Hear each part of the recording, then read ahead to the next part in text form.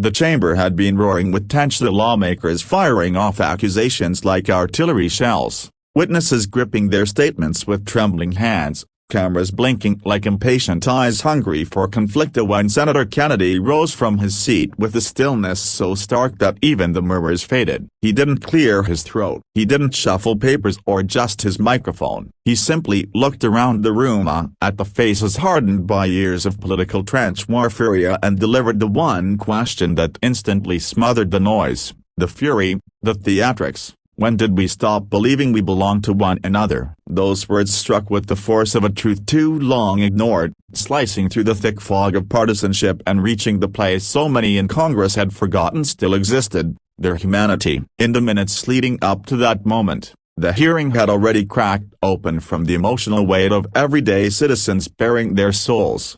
Maria Alvarez, once a hopeful teacher, had spoken of watching her students shrink into themselves, treating peers not as classmates but as ideological threats. The pain in her voice echoed the loss of not just trust, but innocence. Thomas Reed, the steelworker whose life had been shaped by the grit of industrial America, described how his tone, once stitched together by shared purpose, had frayed into isolated pockets of suspicion. When he said, "We used to know each other's children's names," the room shifted, subtly but unmistakably. And then there was Aisha Coleman, the mother and business owner who carried exhaustion in her eyes like a permanent shadow. Her voice cracked as she admitted that her children no longer asked her what they wanted to be when they grew up but instead asked why the world outside their door felt so angry. These testimonies were supposed to be data points, political ammunition, but instead they became a tapestry of grief and longing, revealing a country aching for something it couldn't quite name.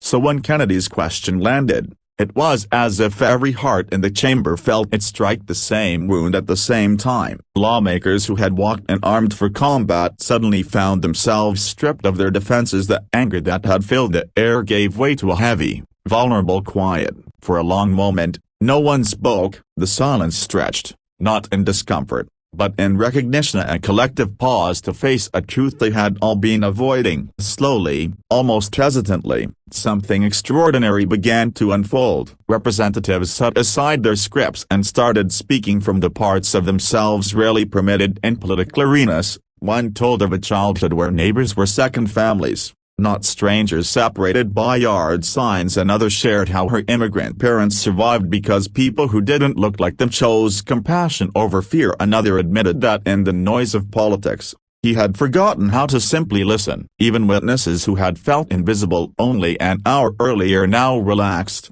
their voices steadier, their eyes brighter, as if some invisible barrier between citizen and government had cracked open.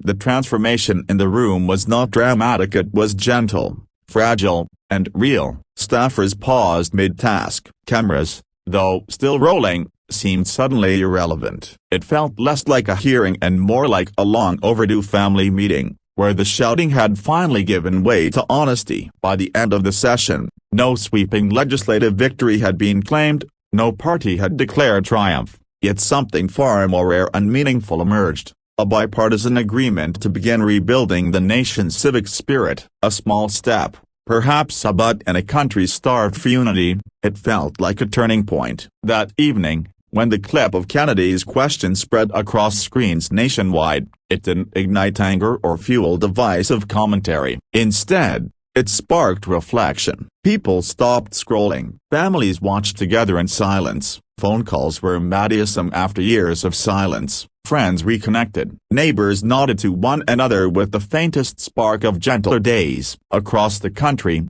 something subtle but powerful stirred, a longing to remember who Americans had once been, and not perfect, not unified in every opinion, but connected by a shared belief that they belonged to one another.